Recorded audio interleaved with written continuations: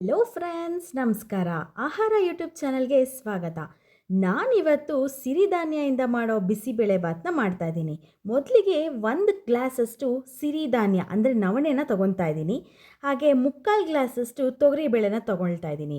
ತೊಗೊಂಡು ಅದಕ್ಕೆ 4ರಿಂದ 5 ಲೋಟದಷ್ಟು ನೀರನ್ನ ಹಾಕ್ಕೊಂಡು ಕಟ್ ಮಾಡಿ ಇಟ್ಕೊಂಡಿರೋಂತಹ ತರಕಾರಿನ ಆ್ಯಡ್ ಮಾಡ್ಕೊಳ್ತಾ ಇದ್ದೀನಿ. ಹಾಗೆ ನೆನೆಸಿಟ್ಕೊಂಡಿರೋಂತಹ ಬಟಾಣಿನ ಕೂಡ ಆ್ಯಡ್ ಮಾಡ್ಕೊಳ್ತಾ ಇದ್ದೀನಿ.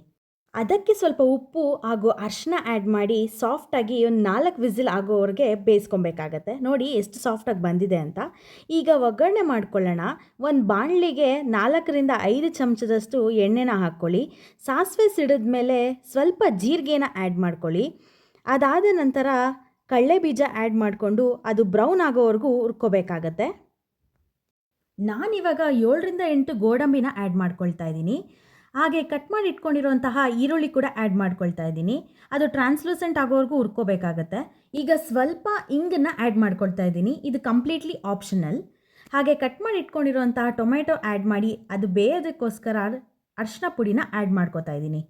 ಅದು ಬೆಂದ ಮೇಲೆ ನಾನು ಈಗ ಕ್ಯಾಪ್ಸಿಕಮ್ನ ಆ್ಯಡ್ ಮಾಡ್ಕೊಳ್ತಾ ಇದ್ದೀನಿ. ಕ್ಯಾಪ್ಸಿಕಮ್ ಕ್ಲೀನಾಗಿ ಫ್ರೈ ಮಾಡಬೇಕಾಗತ್ತೆ. ಹಾಗೆ ಇದಕ್ಕೆ ಹುಣಸೆ ರಸನ ಆ್ಯಡ್ ಮಾಡ್ಕೊಳ್ತಾ ಇದ್ದೀನಿ.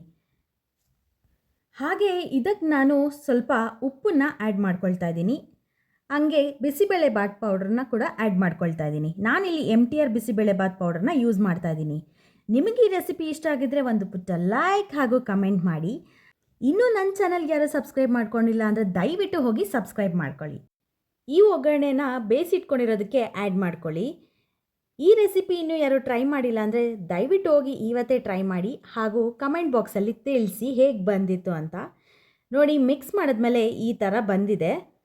ಈಗ ಇದಕ್ಕೆ ಕಾಯಿ ತುರಿ ಹಾಕ್ಕೊಂಡು ಗಾರ್ನಿಷಿಂಗ್ ಸ್ವಲ್ಪ ಕೊತ್ತಂಬರಿ ಸೊಪ್ಪನ್ನ ಆ್ಯಡ್ ಮಾಡಿಕೊಂಡ್ರೆ ಸಿರಿಧಾನ್ಯದಿಂದ ಮಾಡೋ ಅಂತಹ ಬಿಸಿಬೇಳೆಭಾತ್ ರೆಡಿ ಆಗುತ್ತೆ. ಇದೇ ಥರ ರೆಸಿಪೀಸ್ಗೋಸ್ಕರ ನೆಕ್ಸ್ಟ್ ವಿಡಿಯೋಗೆ ವೇಟ್ ಮಾಡ್ತಾ ಇರಿ. Thanks for watching. ಬಾಯ್.